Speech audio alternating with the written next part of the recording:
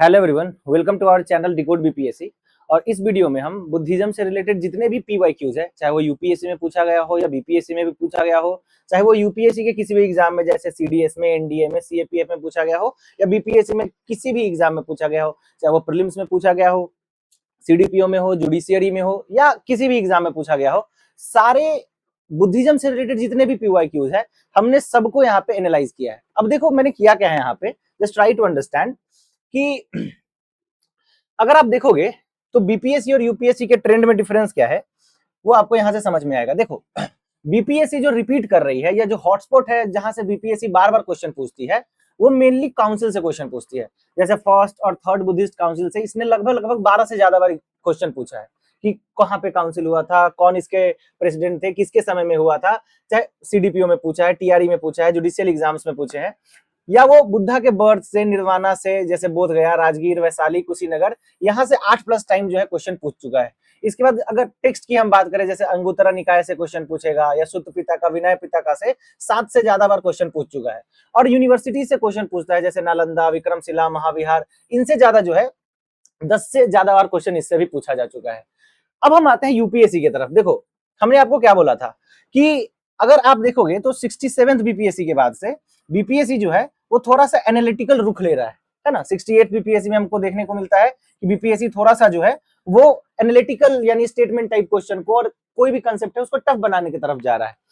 हमने देखा कि 70th बीपीएससी में बीपीएससी थोड़ा और अपना जो रुख है यूपीएससी की तरह करता है। 71st में भी हमें वही ट्रेंड देखने को मिलता है।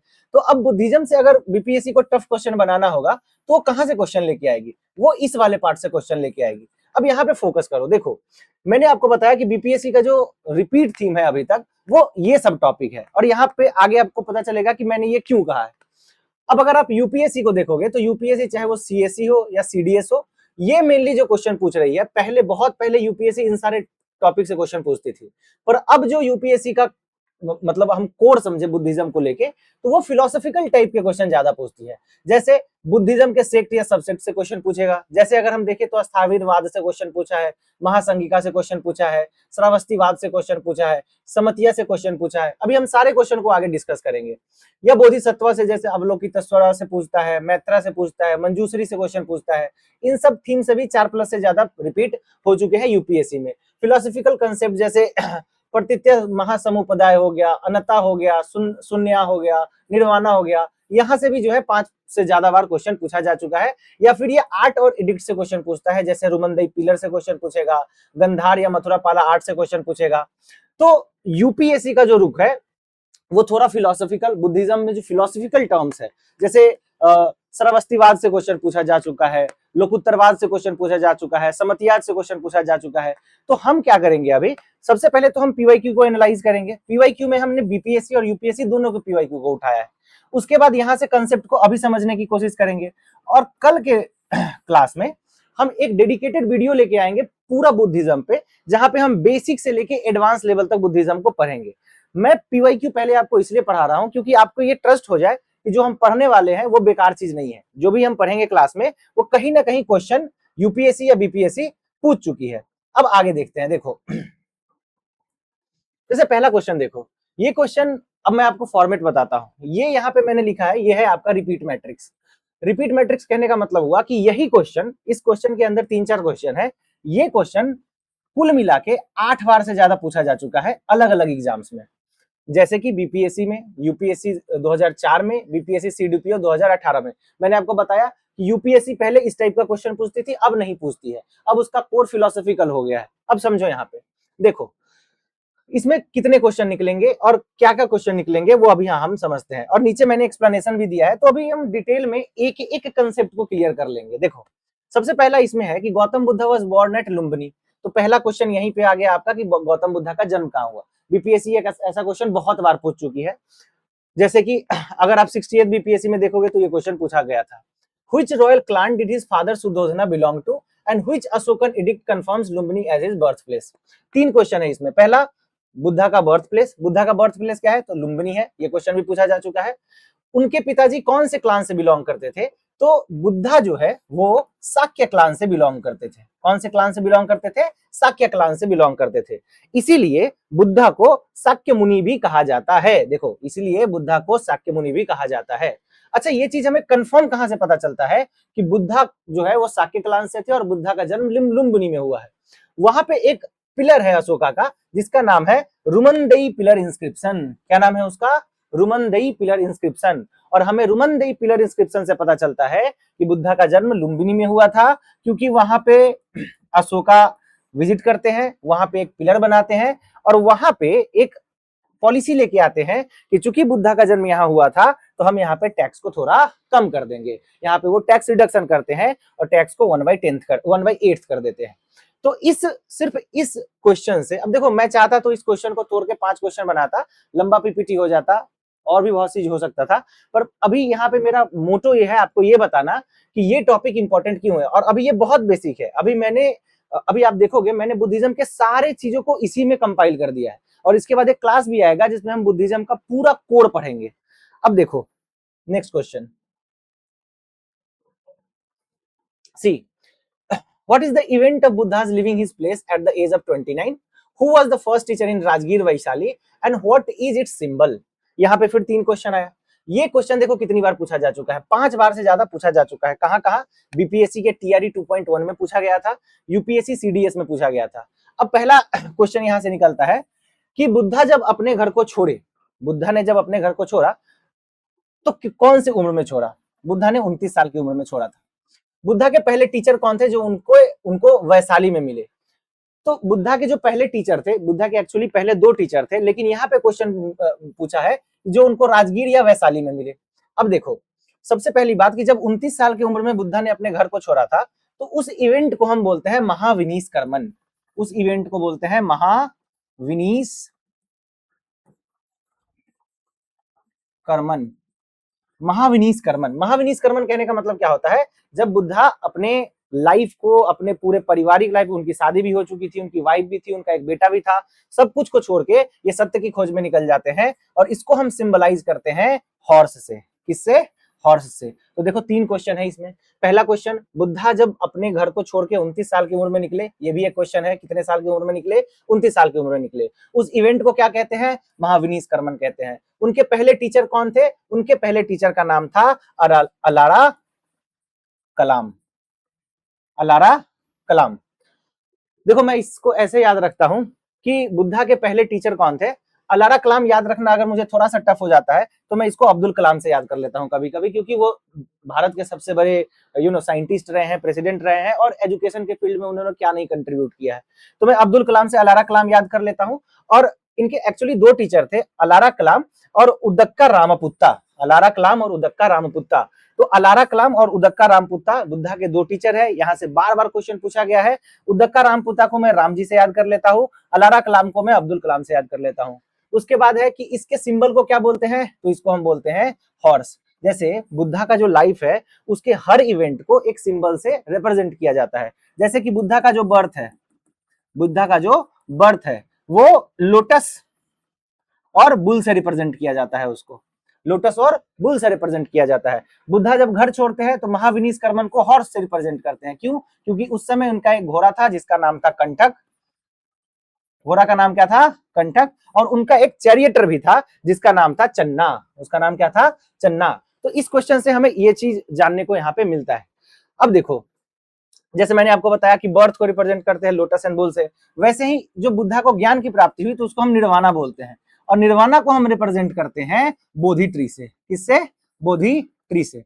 इन सब चीजों को हम डिटेल में पढ़ेंगे। अभी बस मैं आपको इसलिए इसको एनालाइज करके बता रहा हूं क्योंकि जब मैं कल क्लास लूंगा उसमें मैं बहुत बेसिक से एडवांस लेवल तक जाऊंगा। सारे फिलोसफीज को हम डिस्कस करेंगे। ऐसे ऐसे नाम है जिसको लिया भी नहीं जाता, मतलब कि प्रोनाउंसिएशन करने में बहुत दिक्कत होती है, पर मैंने उन सारे कोर कंसेप्ट को तोड़ के आपके लिए वीडियो बनाया। अब आगे देखो,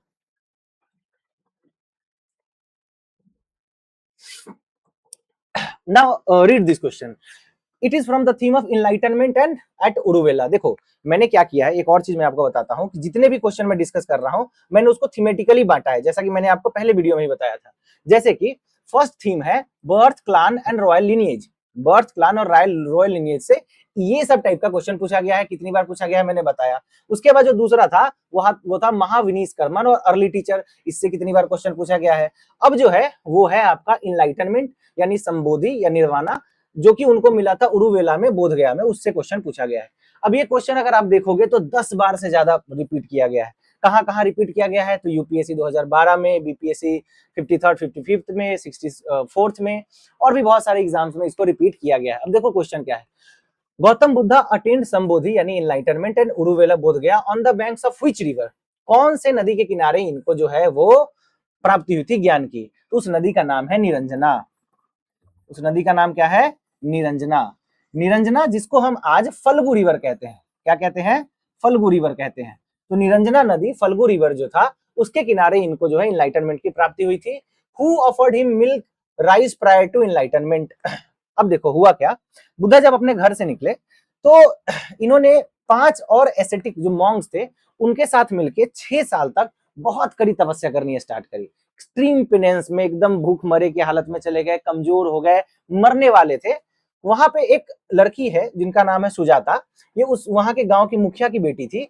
इन्होंने बुद्धा को खीर खिलाया, और बुद्धा को वो खीर खाने के बाद जब उन्होंने अपना वो पेनेंस और अपना जो वो मेडिटेशन था उसको छोड़ा, तो बुद्धा को रियलाइज हुआ कि हमें जीवन में एक्सट्रीमिटीज में नहीं जाना है। We don't need to go in extremities. And from there Buddha understood the concept of madhyam marg, कि भैया अगर आपको नॉलेज चाहिए, if you want knowledge in your life, you don't need to go in extreme. ना आपको एकदम रिलैक्स होकर जीवन जीने लगना है कि सब कुछ अपने मन तन के लिए करे, ना आपको एक्सट्रीम में जाके सब कुछ छोड़ देना है ना। तो इसके बीच का है मध्यम मार्ग, गोल्डन मीन बोल सकते हैं हम इसको, है ना, मिडिल पाथ बोल सकते हैं इसको। गोल्डन मीन एक्चुअली एरिस्टोटल का है, पर बुद्धा कहते हैं मध्यम मार्ग। तो सुजाता नाम की वो लड़की थी। अब देखो 35 वर्ष की उम्र में 49 डेज तक कंटिन्यूअस मेडिटेशन से उनको इनलाइटनमेंट की प्राप्ति हुई थी। कहां हुई थी, उरुवेला बोधगया में, जो कि निरंजना रिवर, फल्गु रिवर के, फल्गु नदी जिसको आज हम कहते हैं। तो यहां से क्वेश्चन बन सकते हैं। सबसे पहले बात कि एज क्या था बुद्धा का जब उनको प्राप्ति हुई थी, किस चीज की, इनलाइटनमेंट या निर्वाणा मिला था। तो उस समय उनका एज था 35। कितने दिनों के मेडिटेशन के बाद मिला था, 49 दिनों के मेडिटेशन के बाद मिला था। कहां मिला था, निरंजना नदी के किनारे बोधगया में, जिसको उस समय उरुवेला कहते थे। कौन इनको खीर खिलाया, सुजाता। कौन थी वो, वहां के विलेज हेडमैन की बेटी थी। क्यों खिलाई, क्योंकि 6 साल तक ये एक्सट्रीम स्टार्वेशन में थे और इसीलिए इनको खीर खिलाया गया था। आगे देखो, now see this question is from dharma chakra pravartana at Sarnath. Now what is dharma chakra प्रवर्तना, सी बुद्धा ने जन्म लिया, बुद्धा का बर्थ हुआ, ठीक है। इसको हम रिप्रेजेंट करते हैं लोटस एंड बुल से, लोटस एंड बुल से। बुद्धा घर छोड़ के गए सत्य की खोज में, उसको हम बोलते हैं महाविनीश कर्मन। इसको हम किस चीज से रिप्रेजेंट करते हैं, हॉर्स से। घोड़ा का नाम क्या था, कंठक। उसके बाद इनको इनलाइटनमेंट की प्राप्ति हुई, जिसको हम बोलते हैं निर्वाणा, निर्वाणा। इसको हम किस चीज से रिप्रेजेंट करते हैं, बोधि ट्री से, क्योंकि इसी ट्री के नीचे उनको क्या मिला था, निर्वाणा मिला था। अब जब इनको निर्वाणा मिल गया तो बुद्धा ने 5 एसेटिक को सारनाथ में ज्ञान दिया। ये 5 एसेटिक वही थे जो बुद्धा के साथ क्या कर रहे थे, मेडिटेशन कर रहे थे, तपस्या कर रहे थे। और जब बुद्धा ने अपना तपस्या छोड़ा तो ये गुस्सा हो गए थे। ये 5 एसेटिक जो है वो इसलिए इंपॉर्टेंट है, अभी मैं आपको बताऊंगा, क्योंकि 3 प्रकार का क्वेश्चन पूछा जाता है। पहला कि बुद्धा के ले फॉलोअर्स का नाम क्या है। ले फॉलोअर मतलब उपासक जिसको हम बोलते हैं। तो उपासक जो है वो डिफरेंट है। बुद्धा की जो चीफ डिसिपल है आनंदा उपाली, वो डिफरेंट है। और ये जो 5 एसेटिक है जिनको ज्ञान दिया है ये डिफरेंट है। यहाँ पे हम कंफ्यूज कर जाते हैं, उसको अभी हम क्लियर करते हैं। तो सबसे पहली बात, जब बुद्धा ने पहली बार ज्ञान दिया, जब बुद्धा पहली बार जो है अपना फर्स्ट प्रवचन दिए, फर्स्ट सर्मन किए, वो कहाँ करे, सारनाथ में करे, डियर पार्क में, जो आज वाराणसी में है। धर्म चक्र प्रवर्तना किसको कहते हैं, जब उन्होंने ये स्पीच दिया तो उन्होंने धर्म के चक्र में चेंज लेके आए, वो इंट्रोड्यूस द रिलीजन, तो इसको हम धर्म चक्र प्रवर्तना बोलते हैं। इसको रिप्रेजेंट किस चीज से करते हैं, इसको हम स्पोक व्हील से, 8 स्पोक व्हील से रिप्रेजेंट करते हैं। 8 जो आपने देखा होगा 8 स्पोक व्हील, उससे हम इसको रिप्रेजेंट करते हैं। Who were the first two lay followers, अब देखो समझो, यहाँ पे बुद्धा ने जिसको सरमन दिया पहली बार, वो 5 लोग जो हैं वो ये हैं। 5 ब्राह्मण एसेटिक, जिसका नाम था कौंडिन्या, भवद्या, वापा, महानामा और असजी। देखो यहां से क्वेश्चन अगर पूछा अगर आपको याद करना है यू कैन रिमेंबर इट, पर यहां से ज्यादा क्वेश्चन अभी तक पूछा नहीं है। पूछता क्या है कि इसके अलावा दो ले फॉलोअर थे, उपासक थे, जो बुद्धा के शिष्य बने, और यहां से क्वेश्चन पूछा जा चुका है, जिसका नाम है तपुसा और भल्लिका। तो तपुसा और वल्लिका जो है वो दो ले फॉलोअर थे इसके, बुद्धा के, और ये 5 एसेटिक कौन थे, जिसको बुद्धा ने क्या किया था, पहला सरमन दिया था अपना सारनाथ में, डियर पार्क में। तो इसको आपको याद रखना है। अब आगे देखो, now read this question. Buddha passed away at Kushinagar in 483 BC. In whose republic did Mahaparinirvana occur, and who was his last converted disciple, and who divided his bodily relics? यहां से हमें 5 चीजें पढ़नी है, ठीक है। और इन पांचों चीजों पे, चाहे वो ये थीम है महापरिनिर्वाणा और रेलिक स्तूपा, इन पांचों चीजों पे लगभग 10 बार 9 बार से ज्यादा क्वेश्चन पूछा जा चुका है। सबसे पहला क्वेश्चन है कि Buddha passed away at Kushinagar in 483 BC। तो बुद्धा कहां पे, बुद्धा को महापरिनिर्वाण मतलब कहां पे डेथ हुई बुद्धा की, तो वो हुआ कुशीनगर में। कुशीनगर क्या था, वो मल्ला रिपब्लिक का कैपिटल था। कौन से साल में हुआ, 483 BCE में हुआ। इन विच रिपब्लिक, तो ये भैया मल्ला रिपब्लिक में थे। कौन से रिपब्लिक में थे, मल्ला रिपब्लिक में थे। Who was his last converted disciple, कौन लास्ट कन्वर्टेड डिसिपल था इनका, उसका नाम था सुभद्रा। और किसने, जब बुद्धा की मृत्यु हो गई, उनको सेरिमेट किया गया, तो उसके बाद उनके जो बॉडी के रेलिक्स थे, जो अवशेष थे, तो सारे वहां पे जो राजा थे, क्योंकि बुद्धा उस समय तक बहुत बड़े फिगर बन चुके थे अपने टाइम के, तो जितने भी महाजनपद के राजा थे, वो आपस में ही डिस्प्यूट हो गया कि बुद्धा के रिलिक्स को लेके कौन जाएगा। तो वहां पे एक ब्राह्मण था जिसका नाम था द्रोणा। उसने बुद्धा के पूरे बॉडली रिलिक्स को 8 भागों में बांटा और 8 महाजनपदास को दिया, और वहां पे जहां जहां इनका रिलिक्स गया, वहां पे इनके स्तूपास बने। तो महापरिनिर्वाण कहां पे हुआ भैया, मल्ला रिपब्लिक में हुआ। कौन इनका लास्ट डिसिपल था, सुभद्रा थी। कौन इनके बडली रिलिक को डिवाइड किया, तो ब्राह्मण द्रोण नाम का एक आदमी किया। अब इनकी मृत्यु कैसे हुई, इससे भी क्वेश्चन पूछा जाता है। बुद्धा की मृत्यु जो है वो पोर्क मीट खाने से हुई थी। बुद्धा की मृत्यु हुई थी पोर्क मीट खाने से। वहां पे एक आदमी था जिसका नाम था छुंदा, उसका नाम था छुंदा, वो एक ब्लैक स्मिथ था। उसी ने बुद्धा को पोर्क मीट खिलाया था, जिसके खाने से ट्विन साल ट्री के पास उनकी मौत हो गई। ये साल ट्री यानी देखो, उनको ज्ञान की प्राप्ति हुई है पीपल ट्री पे, और मृत्यु हुई है साल ट्री पे, साल ट्री के पास में। कहां हुई है, मल्ला रिपब्लिक में, जिसका कैपिटल क्या था, कुशीनगर। कब हुई है, 483 BCE में। यानी अब इस टॉपिक से जितने भी क्वेश्चन पूछे जा चुके थे, हमें सब पता है। बुद्धा का जन्म, बुद्धा की मृत्यु कहां पे हुई, कब हुई, कौन से रिपब्लिक में हुई, उसका कैपिटल क्या था, और बुद्धा के बॉडी को डिवाइड किसने किया था, उनका लास्ट डिसिपल कौन था। आगे देखो, now this is about 4 noble truth, जो 4 नोबल ट्रूथ है, मिडिल पाथ, मध्यम, प्रतिपादा। अब 4 नोबल ट्रूथ क्या है आपको पता है। बुद्धा जो है वो ये मानते हैं कि भैया हमारे जीवन जो, हमारा जो जीवन है उसमें दुख है, दुख का कारण तृष्णा है, और दुख को अगर निवारण करना है, अगर आपको दुख को खत्म करना है, then you have to follow 8 fold path. आपको अष्टांगिक मार्ग का फॉलो करना पड़ेगा, you have to follow 8 fold path. अब देखो क्वेश्चन यहाँ पे थोड़ा टफ है, क्यों है, क्योंकि ये पूछ रहा है कि which group of 8 fold path include right speech, right action and right livelihood. ठीक है। अब बुद्धा कहते हैं कि निर्वाणा तभी आपको मिलेगा जब आप अंदर के तृष्णा को, अपने इच्छाओं को, क्योंकि जब इच्छा है तो उसके कारण हमारे अंदर दुख है, और जब इच्छा नहीं होगी तो दुख नहीं होगी। तो जब आपके शरीर से इच्छा खत्म हो जाएगी, क्रेविंग खत्म हो जाएगी, क्लिंगिंग खत्म हो जाएगी, तो आपको निर्वाणा मिल जाएगा। निर्वाणा कैसे मिलेगा, तो उसके लिए अष्टांगिक मार्ग है, 8 फोल्ड पाथ है। उस 8 फोल्ड पाथ में राइट स्पीच, राइट एक्शन और राइट लिवलीहुड कौन से फोल्ड में आता है। अब यहां समझो, देखो जो 8 फोल्ड पाथ है उसको 3 ग्रुप्स में बांटा गया है। पहले ग्रुप को बोलते हैं शिला, क्या बोलते हैं, शिला। दूसरे ग्रुप को बोलते हैं समाधि, क्या बोलते हैं, समाधि। और तीसरे ग्रुप को बोलते हैं प्रज्ञा, क्या बोलते हैं, प्रज्ञा। शिला कहने का मतलब होता है एथिकल कंडक्ट, आप जो भी काम करते हो वो एथिकल होना चाहिए। एथिकल कंडक्ट के अंदर में आता है राइट स्पीच, राइट एक्शन और राइट लिवलीहुड। तो शिला के अंदर क्या आता है, राइट स्पीच, राइट एक्शन और राइट लिवलीहुड। समाधि के अंदर क्या आता है, एफर्ट, माइंडफुलनेस, कंसंट्रेशन। और प्रज्ञा के अंदर क्या आता है, यानी विजडम। प्रज्ञा मतलब क्या होता है, wisdom, right view and right intention. तो जो 8 फोल्ड पाथ है उसको 3 हेड में डिवाइड करते हैं। पहले को बोलते हैं शिला, दूसरे को समाधि, तीसरे को प्रजना। ये नहीं पता होता है, हम सीधा 8 फोल्ड पाथ पढ़ते हैं, but we don't know much about these 3 division under that 8 fold path. तो भैया अगर 4 नोबल ट्रूथ से क्वेश्चन आ जाए कि according to Buddha what is the meaning of nirvana, the nirvana means extinction of the flame of desire. आपके अंदर के तृष्णा को, अपने आपके अंदर के डिजायर को मारना है, तभी आपको निर्वाणा मिलेगी। इसके बाद अब देखो, अब क्वेश्चन है प्रतीत्य समुपदा। प्रतीत्य समुपदा जिसको हम बोलते हैं कॉजलिटी चेन। देखो प्रतीत्य समुपदा का मतलब होता है dependent origination. Dependent origination. What is the meaning of dependent origination? देखो बुद्धिज्म में ना जो फिलॉसफी है वो बुद्धिज्म का कोर है। अगर आपको दुनिया की सबसे इनरिच्ड फिलॉसफी पढ़नी है, then you have to study Buddhism.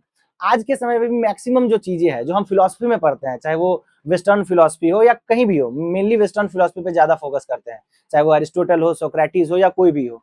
लेकिन अगर आप बुद्धिज्म के फिलॉसफी को पढ़ोगे तो कहीं ना कहीं उसी के फिलॉसफी से ये सारी फिलॉसफीज निकली है। अब डिपेंडेंट ओरिजिनेशन क्या होता है कि बुद्धा मानते हैं कि हमारा जो एग्जिस्टेंस है वो अपने आप में इंडिपेंडेंट नहीं है। हम एग्जिस्ट इसीलिए कर रहे हैं क्योंकि हम किसी चीज पे डिपेंडेंट है। मेरा मतलब क्या हुआ, what is the meaning of me? See according to Veda, अगर आप वेदा में देखोगे तो दो चीज है, एक है बॉडी यानी हमारा शरीर, और दूसरा है आत्मन। आत्मन यानी कि सोल। अब वेद या जो वैदिक ट्रेडिशन है वो कहता है कि ये जो आत्मन है ये परमानेंट है। आत्मन जो है ये परमानेंट है, ये इंडिपेंडेंट है। बॉडी जो है, हमारा जो ये शरीर है, ये इस पे डिपेंडेंट है। यानी बॉडी मर जाएगी, बॉडी खत्म हो सकती है, लेकिन आत्मा हमेशा जिंदा रहता है। और यही आत्मा जो है वो ट्रांसफर होता है और फिर से रीबर्थ होता है। अब यहाँ पे एक यूनिक चीज बुद्धा लेके आते हैं। बुद्धा क्या कहते हैं कि देखो, न ये बॉडी परमानेंट है, न ये आत्मा परमानेंट है। ये जो है डिपेंडेंट है। किस चीज पे डिपेंडेंट है? ये हमारे अलग अलग चीजों पे। जैसे बुद्धा उसको कहते हैं कि हमारी शरीर जो है वो अलग अलग चीजों से मिलकर बनी हुई है, तो वो उन सब चीजों पे डिपेंड करती है। और ये जो वैदिक ट्रेडिशन है वो कहता है कि आत्मा इंडिपेंडेंट है। बुद्धा कहते हैं कि आत्मा भी डिपेंडेंट है, आत्मा भी अपने आप में क्या है, डिपेंड करता है। So what is the meaning of this term pratitya समुपदा?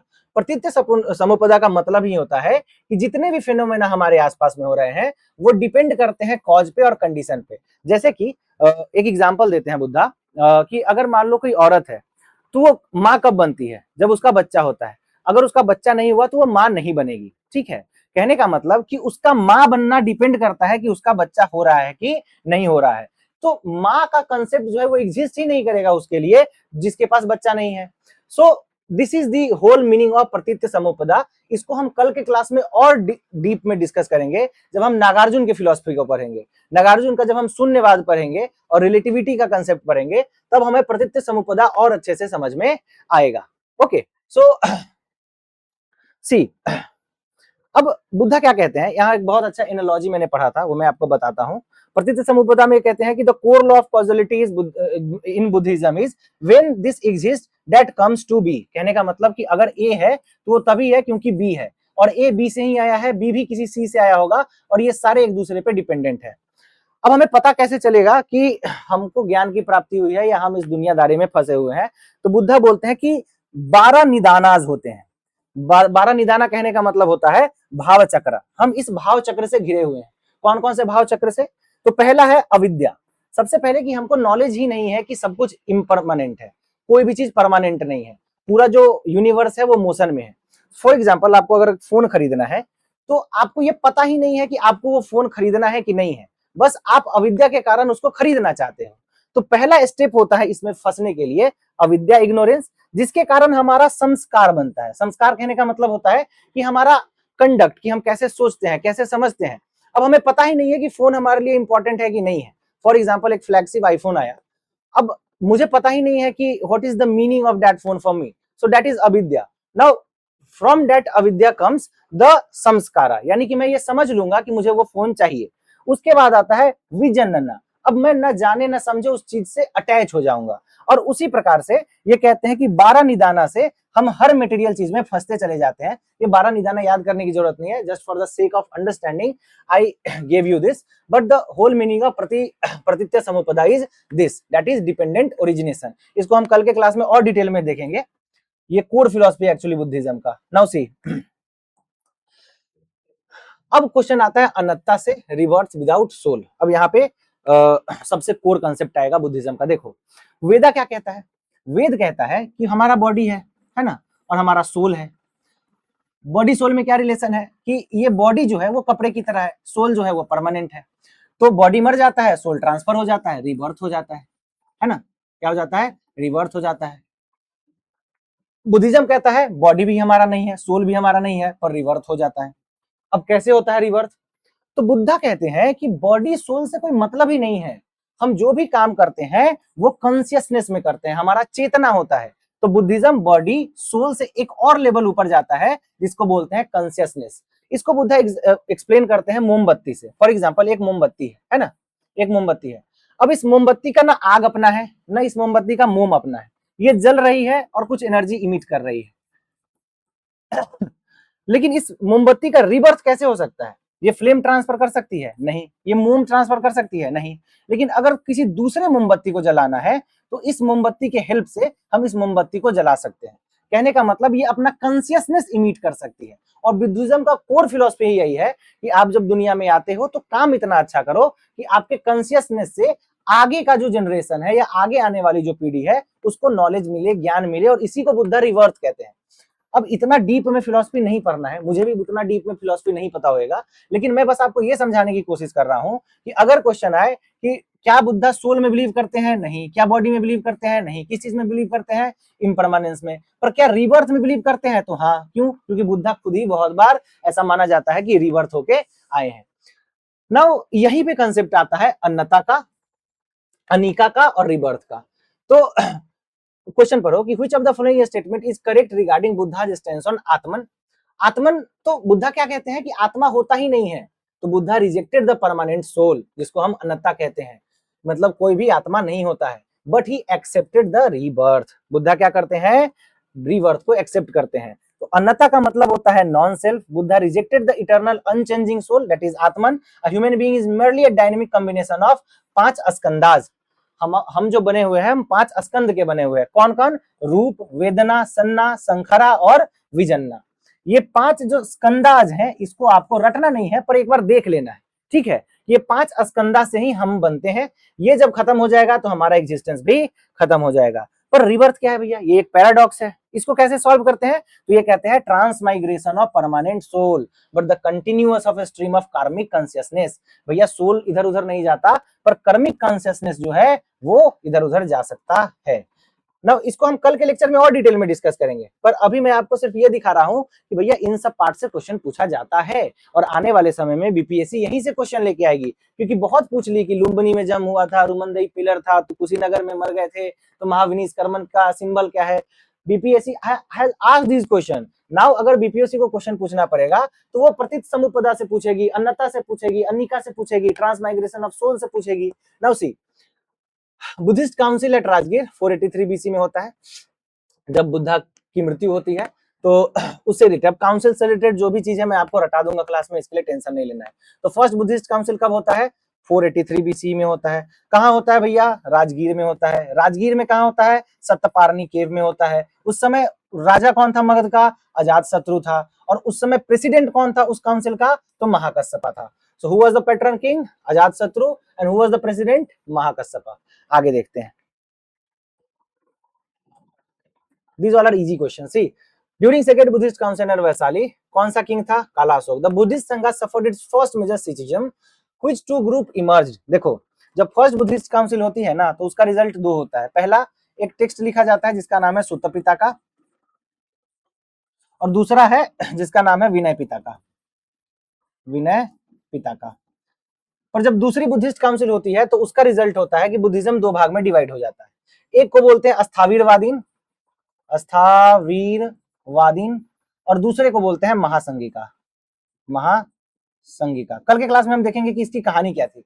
Actually में हुआ क्या कि बुद्धा के मरने के बाद 100 साल बाद, जैसे 483 बीसी में पहला हुआ था, तो दूसरा हुआ था 383 बीसी में, उसके बाद 250 में हुआ था, और उसके बाद अगर if I am not wrong 72 में हुआ था। ये मैं आपको कल के क्लास में अच्छे से पढ़ाऊंगा। नाउ सी, 100 साल जब हो जाता है बुद्धा के मरने के बाद, तो जो रूल्स और रेगुलेशन तय किया जाता है ये विनय पिटका और सुत्त पिटका में, उसमें 10 और नए रूल्स और रेगुलेशन ऐड कर दिए जाते हैं। तो जो एल्डर लोग थे, जो ऑर्थोडॉक्स लोग थे, उन्होंने कहा कि भैया हम नए रूल्स को एक्सेप्ट नहीं करेंगे। वो बन गए स्थावीरवादीन। यही आगे जाके बनेगा आपका हीनयान। हीनयान। और जो एक्सेप्ट करने लगे कि अच्छा ठीक है, समय के साथ चेंज आना चाहिए, वो थोड़े मॉडर्न लोग थे उस समय के, ये बन गए महायान, जिसको हम बोलते हैं महासंघिका। तो दो पार्ट में बुद्धिज्म डिवाइड हो गया था। कब? सेकेंड बुद्धिस्ट काउंसिल में। किंग कौन था? कोसला। और उस समय इस समय if I am not wrong the president was Sabakami. Sabakami was the president of that council. Kalashoka was the patron king. और हुआ क्या था? स्थिरवीरवादीन और महासंघिका में डिवाइड हो गई थी बुद्धिज्म। हीनयान और महायान क्या है? ये फोर्थ बुद्धिस्ट काउंसिल में डिवाइड हुआ था। वज्रयान क्या है? ये 7th सेंचुरी में आया है, बंगाल और भागलपुर वाले साइड में। ये तांत्रिक बुद्धिज्म से रिलेटेड है। थेरावादा क्या है? थेरावादा जो है वो हीनयान का ही पहले का फॉर्म है। और दिगंबर श्वेतंबर तो ये जैन के सेक्ट है। Now see next question. Now the question is from third Buddhist council. भैया थर्ड बुद्धिस्ट काउंसिल कहां हुआ था? सबसे इंपॉर्टेंट अशोका के समय में हुआ था। अशोका के समय में कब हुआ था? 250 ईसा पूर्व बीसी में हुआ था। इसके प्रेसिडेंट का नाम था मोगलीपुत्र टिसा। और इस समय अभिधम्म पिताका लिखा गया था। और अभिधम्म पिताका के जो राइटर है वो मोगलीपुत्र टिसा ही है। और इन्होंने एक बड़ी इंपॉर्टेंट किताब लिखी थी जिसका नाम है कथावट्टूज। ठीक है, तो इतना ही है इसमें, इससे ज्यादा अभी नहीं है, इजी है। इसके बाद देखो, फोर्थ बुद्धिस्ट काउंसिल हेडल कुंडलवन। कौन था patron king? Kushan. And led the formal division of Buddhism into, मैंने आपको बताया था, हीनयान और महायान। तो यहां से हमने सारे बुद्धिस्ट काउंसिल को देख लिया। फर्स्ट बुद्धिस्ट काउंसिल कौन करा था? अजात शत्रु। उस समय कौन था? महाकश्यपा। क्या हुआ उस समय? उपाली और आनंदा ने मिलकर क्या लिखा? उपाली और आनंदा ने मिलकर लिखा था सुत्त पिटका और विनय पिटका। सेकेंड बुद्धिस्ट काउंसिल में क्या हुआ? महासंघिका और स्थावीरवादीन में डिवीजन। थर्ड बुद्धिस्ट काउंसिल में क्या हुआ? अभिधम्म पिटका लिखा गया। फोर्थ बुद्धिस्ट काउंसिल में क्या हुआ? हीनयान और महायान सेक्ट में बुद्धिज्म डिवाइड हो गया। अब आगे देखो, Which निकाय of Sutta Pitaka provides the explicit list of 16 महापंचक। बहुत ज्यादा क्वेश्चन बहुत बार पूछा जा चुका है इससे कि कौन सा सुत्त पिटका का निकाय है जिसमें 16 महाजनपद के बारे में दिया हुआ है। तो अंगुत्तरा निकाय है। और खुद्दक निकाय जो है उसमें कुछ पोएम्स हैं जो कुछ सीनियर नन्स ने लिखी थी, उसका नाम है थेरीगाथा। ये मैं आपको कल के क्लास में और डिटेल में बताऊंगा थेरीगाथा था क्या, और अंगुत्तरा निकाय इसका आंसर है। आगे देखो, विलिंदपन हो। देखो बुद्धिज्म में दो टेक्स्ट है, एक कैनोनिकल टेक्स्ट है, नॉन कैनोनिकल टेक्स्ट है। कैनोनिकल टेक्स्ट कहने का मतलब जिसमें जो बुद्धा से रिलेटेड और बुद्धा के ओरिजिनल फिलोसफीज हैं। और जो नॉन कैनोनिकल टेक्स्ट है जो अलग अलग समय में अलग अलग स्कॉलर्स ने जो है उस पर अपनी राय दी है, फिलोसफी दी है। जैसे उसमें एक सबसे इंपॉर्टेंट है मिलिंदपन हो, जिसका मतलब है philosophical debate between Indo Greek king meander और मॉन्क नागसेन। तो मिलिंदपन हो नागसेन और मिनेंडर के बीच में डिबेट है, डिस्कशन है। और ये कौन से लैंग्वेज में लिखी गई थी? तो ये पाली लैंग्वेज में लिखी गई थी। और किसने लिखी थी? अश्वघोष ने। सॉरी हु ऑथर्ड बुद्ध चरित्र। बुद्ध चरित्र कौन लिखता है? अश्वघोष लिखता है। इसको भी हम कल के लेक्चर में डिस्कस करेंगे अच्छे से कि अश्वघोष जो था एक्चुअली फोर्थ बुद्धिस्ट काउंसिल का वाइस प्रेसिडेंट था और ये कनिष्का के कोर्ट में था। तो इसने किताब लिखी थी, इसका नाम था बुद्ध चरित्र। Which of the following feature characterize Mahayana Buddhism? देखो महायाना बुद्धिज्म मैंने आपको क्या बताया था? महायाना बुद्धिस्ट वो थे जो थोड़े रिफॉर्म करे अपने आप को। अब मैं अब यहाँ पे बता रहा हूं तो बता ही देता हूं। देखो दो बुद्धिज्म में हुआ, हीनयान और महायान। देखो हीनयान जो था ना ये ओल्ड वर्जन था या थोड़े से ऑर्थोडॉक्स लोग थे। अब हीनयान ये कहता है कि देखो बुद्धा ने कहा है ज्ञान की प्राप्ति करो, अरहत बन जाओ, यानी ज्ञान की प्राप्ति करो और निर्वाणा प्राप्त करो, हमारा और कोई मतलब नहीं है, हम ज्ञान मिलेगा भाग जाएंगे। महायाना कहता है अरे ज्ञान की प्राप्ति कर लिए हो तो थोड़ा रुक जाओ, कंपेंसनेट हो, दुनिया में बहुत सारे लोग हैं जिनको नहीं पता है ज्ञान की प्राप्ति कैसी करने हैं। तो महायाना बुद्धिज्म बिलीव करता है कि बुद्धा जो है वो गॉड है, बुद्धा खुद ही महायाना की निर्वाणा की प्राप्ति करके चले जाते और वो खुद रुके और सबको बताए। तो हमारा भी काम यह है कि वो अरहत या वो आदमी जो मतलब निर्वाणा मिल सकता है, वो मोक्ष पा सकता है, लेकिन वो फिर भी रुकता है और लोगों की हेल्प करता है। तो यहीं से कंसेप्ट आता है बोधिसत्वा का।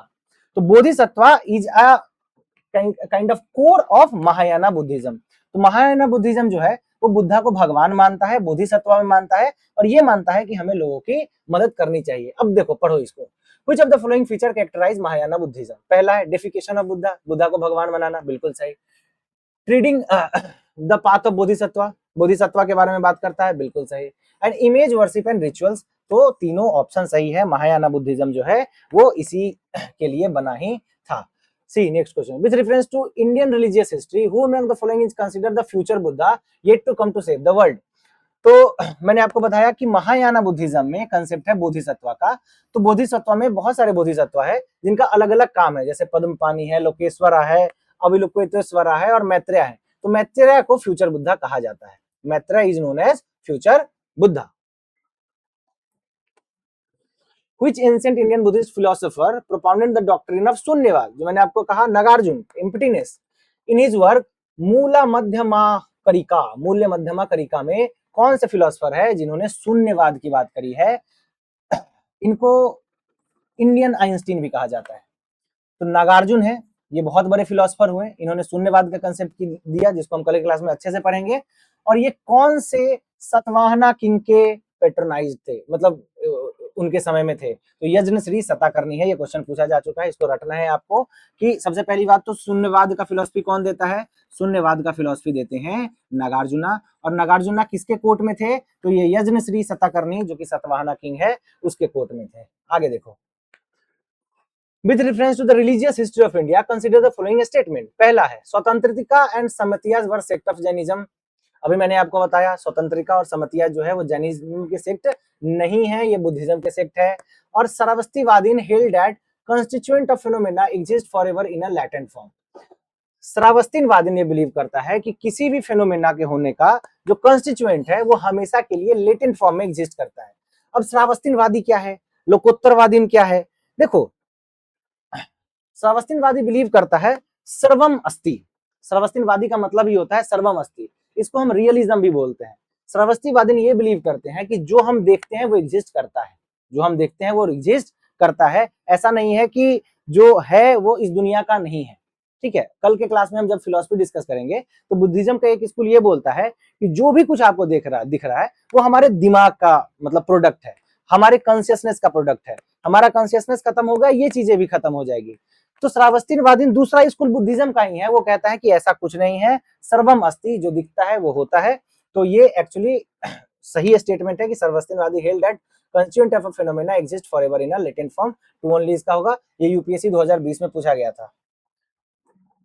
नाउ सी, हम महाविहार से क्वेश्चन है, इजी है ये सब पार्ट का क्वेश्चन, ये याद होना ही चाहिए। यहाँ से क्वेश्चन गलत करोगे तो दिक्कत हो जाएगा। Who founded Nalanda Mahavihara? भाई कुमारगुप्त किया था, है ना, Gupta ruler Kumaragupta. Who founded Vikramashila Mahavihara? Vikramashila Mahavihara Dharmapala ने खोजा था। वैसे ही एक उदंतपुरी महाविहार है, एक सोनपुरा महाविहार है। तो ये सारे महाविहार आपको पता होने चाहिए। Who destroyed them in 1193? Bakhtiyar Khilji 1193 में नालंदा महाविहार को क्या करता है? बर्बाद कर देता है, खत्म कर देता है। Which place is Bihar feature? Which place in Bihar feature world tallest Buddhist stupa? ये केसरिया इस चंपारण में एक स्तूपा है जो वर्ल्ड का सबसे टॉलेस्ट स्तूपा है बुद्धिज्म का। और इसी में क्वेश्चन है कि बुद्धा ने अपना लास्ट सरमन कहाँ डिलीवर किया था? ये इंपॉर्टेंट क्वेश्चन है, इसको स्टार मार्क कर लेना। हो सकता है आने वाले एग्जाम में आपको ये क्वेश्चन देखने को मिले। ये वैशाली में हुआ था। कहाँ हुआ था? वैशाली में हुआ था। वैशाली में बुद्धा ने अपना लास्ट सरमन दिया था। Consider the following statement regarding royal patronage to Buddhism. Ikshvaku ruler of southern India were antagonist to Buddhism? गलत है भैया, वो बहुत सपोर्ट में थे। Pala ruler of eastern India were great patron of Buddhism? एकदम सही है, टू ओनली इसका सही होगा। आगे देखो, what was the ceremony called? Pavarana. Pavarana किसको कहते हैं? Held in Buddhist monasteries. And what is the fortnightly citation of rules called? देखो, एक्चुअली होता क्या है कि बुद्धिज्म में बहुत सारे टर्म है। जैसे कोई नया फॉलोअर है बुद्धिस्ट, तो उसको क्या कहते हैं? अगर वो कुछ दिन के लिए अपना चीज फॉलो नहीं कर पा रहा तो उसके लिए कोई टर्म है। तो ऐसे करके बुद्धिज्म में कम से कम 5 से 10 इंपॉर्टेंट टर्मिनोलॉजी है जो आपको याद होने चाहिए, जहां से क्वेश्चन आता है। उसी में एक टर्मिनोलॉजी है पवरना। पवरना कहने का मतलब होता है कि अब एक्चुअली होता क्या था कि जो बुद्धिस्ट मॉन्क्स होते हैं वो सालों भर इधर उधर घूम के सरमन करते हैं, स्पीच देते हैं, बहुत सारी चीजें करते हैं। और जब रेनी सीजन होता था तो कहीं पे रुकते थे। तो कहीं पे जब रुक जाते थे तो जब वो सीजन खत्म होता था उसके बाद वो कन्फेस करते थे कि उस दौरान क्या उन्होंने वो सारे रूल्स फॉलो किए जो बुद्धिज्म के हैं या नहीं है, इसी को बोलते हैं Pavarana. Confession of offence after rainy retreat, और फोर्टलाइटी रिसाइटेशन ऑफ रूल्स होता था हर मतलब बुद्धिस्ट संघ में, इसको हम बोलते हैं उपोसथा या पति मोखा। तो ये सारे टर्म्स को हम, ये सब टर्म्स कल के क्लास में जो आएगा उसमें डिस्कस करेंगे, नहीं तो वीडियो बहुत बड़ा हो जाएगा। What is the primary functional difference between चैत्य विहार? देखो चैत्य विहार, विहार मतलब होता है घूमना, घूमना कहने का मतलब हो गया कि जहाँ पे लोग जो है घूम के आते थे और विश्राम करते थे। तो विहारा घूम घाम के जहां से आते थे और विश्राम करते थे उसको विहार कहते हैं। चैत्य मतलब होता है मंदिर जहाँ पे लोग पूजा करते हैं। एंड हु डोनेटेड बराबर केव इन जहानाबाद? तो बराबर केव कौन दिया था? अशोका दिया था। बिहारा जो है वो जहाँ पे लोग रहते हैं, तो अशोका और दशरथ जो है वो जहानाबाद का बराबर केव जो है वो डोनेट करे थे। This is it. Now see, who were the two famous master sculpture Bihar during पाला पीरियड, जो कि मेटेलिक ब्रोंज कास्टिंग में माहिर थे? तो वो धीमन और बिटफाल थे। ये बड़ा फेमस क्वेश्चन है जो बार बार पूछा जाता है। Why did Buddhism start declining in India during the early medieval times? देखो पढ़ो इसको। Buddha became integrated into Vaishnavism as a अवतार of विष्णु। बिल्कुल सही स्टेटमेंट है। जो बुद्धिज्म है वो धीरे धीरे डिक्लाइन इसलिए हुआ क्योंकि हिंदू जो है वो बुद्धा को अपना ही मानने लगे एज एन अवतार ऑफ विष्णु, तो वो हिंदुइज्म के फोल्ड में ही आ गया। दूसरा है loss of distinct identity, corruption in rich viharas. धीरे धीरे धीरे जो विहारा थे, जो ऐसे मोनेस्ट्रीज बनते थे, उसमें बहुत ज्यादा करप्शन आया, तो this become one of the major reason. Destruction of university by invading Turkish armies, तो बख्तियार खिलजी ने नालंदा और विक्रमशिला महाविहार नष्ट कर दिया, तो ये भी एक रीजन है। तो 1, 2 एंड 3 सब हो जाएगा इसमें। आगे देखो, with reference to ancient India which of the following was common to both Buddhism and Jainism? अच्छे से पढ़ो इसको। देखो यहाँ पे कंफ्यूज क्या करोगे। Avoidance of extremities of penance and enjoyment, आपको लगेगा सही है, दोनों में कॉमन तो था ही ना कि बुद्धिज्म जो है वहां भी साधु संत होते हैं, जैनिज्म में भी होते हैं, और दोनों जो है अवॉइड करते हैं एक्सट्रीमिटी ऑफ पेनेंस को। पर याद करो कि बुद्धा जो है वो एक्सट्रीमिटी ऑफ पेनेंस को नहीं मानते थे, वो मध्यमिक मार्ग को मानते थे। तो बुद्धा जो है वो इसमें बिलीव नहीं करते थे। तो बुद्धिज्म का कोर फिलॉसफी एक्सट्रीमिटीज नहीं है, अपने आप को दुख देना नहीं है, पर जैनिज्म का है। इनडिफरेंस टू अथॉरिटी ऑफ वेदा, बिल्कुल सही है, दोनों का कोर यही था। Denial of efficiency of rituals, तो दोनों रिचुअल को डिनाई करते थे और वेदा को डिनाई करते थे। तो इसका 2 एंड 3 होगा। अब देखो आगे, लास्ट क्वेश्चन है हमारा। With reference to the cultural history of India consider the following pair. पहला है परिव्रजका। परिव्रजका कहने का मतलब क्या होता है?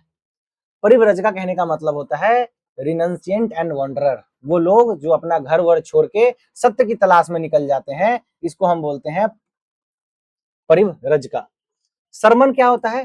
प्रीस्ट विथ हाई स्टेटस, नहीं, सरमन वो लोग होते हैं जो कि रिचुअल्स वगैरह में नहीं मानते हैं और वो मानते हैं कि भैया हमको पढ़ाई लिखाई करके सत्य की प्राप्ति करनी है। तो who were Shramana? Shramana were non Vedic ascetic monk not a high status priest. और उपासक ले फॉलोअर बुद्धिज्म, तो उपासक सही है, ये सही है, सरमन गलत है। तो 1 एंड 3 हो जाएगा आपका आंसर। अब हम यहाँ पे आते हैं और देखते हैं कि हमने आज क्या किया इस लेक्चर में। देखो, हमने इस लेक्चर के थ्रू बुद्धिज्म के लगभग 80 to 90% ऐसे फैक्ट को और कंसेप्ट को क्लियर कर लिया है जहां से क्वेश्चन आता ही आता है। ठीक, अब जो 10 से 15% अगर पार्ट नया पूछा जाएगा तो या तो वो किसी से नहीं बनेगा या तुक्का लगेगा, उसमें है ही नहीं कि वो बन जाए, क्योंकि इतना ही है बुद्धिज्म में, इससे ज्यादा बुद्धिज्म में हमें पढ़ना नहीं है। अब ये क्वेश्चन मैंने आपको पहले इसलिए पढ़ाया है क्योंकि see what is this exam asking. तो जब कल के क्लास में मैं आपको बेसिक से लेके और एडवांस लेवल तक का बुद्धिज्म पढ़ाऊंगा तो बी अश्योर्ड कि क्वेश्चन वहीं से आएगा। ओके, अब जैसे देखो, फर्स्ट बुद्धिस्ट काउंसिल कहाँ पे हुआ था? सतपर्णी केव, राजगीर में, अजातशत्रु, महाकस्मा और विद्यापिताय का लिखा गया। इस थीम से 12 से ज्यादा बार क्वेश्चन पूछा जा चुका है। थर्ड बुद्धिस्ट काउंसिल से 11 से ज्यादा बार क्वेश्चन पूछा जा चुका है। इनलाइटनमेंट और रिवर से 10 से ज्यादा क्वेश्चन पूछा जा चुका है। यूनिवर्सिटी से 14 से प्लस क्वेश्चन पूछा जा चुका है। सेक्ट और बोधिसत्व से जो है 8 से ज्यादा क्वेश्चन पूछा जा चुका है। और महाजनपदा टेक्स्ट से जो है भैया 7 से ज्यादा बार क्वेश्चन पूछा जा चुका है। So this whole class is about the PYQ asked from Buddhism topic, और इससे ज्यादा आपको कहीं भी नहीं पूछा जाएगा। सो अगर आपको ये वीडियो अच्छी लगी है, if you have like this video, if you have like the quality of video, please let me know in the comment section that do you want or not, and thanks for watching this video. अगर आपने यहाँ तक video देखा है तो thank you so much. Like and subscribe the channel ताकि मुझे भी थोड़ा मोटिवेशन मिले और मैं ऐसे ही वीडियोस सारे टॉपिक पे लेके आऊं, जैसे जैनिज्म हो गया या मगध एम्पायर हो गया, मैं सब पे ऐसे ही पीवाईक्यू एनालिसिस का वीडियो लेके आऊंगा और साथ में ही एक लेक्चर लेके आऊंगा। Thank you, thanks for watching.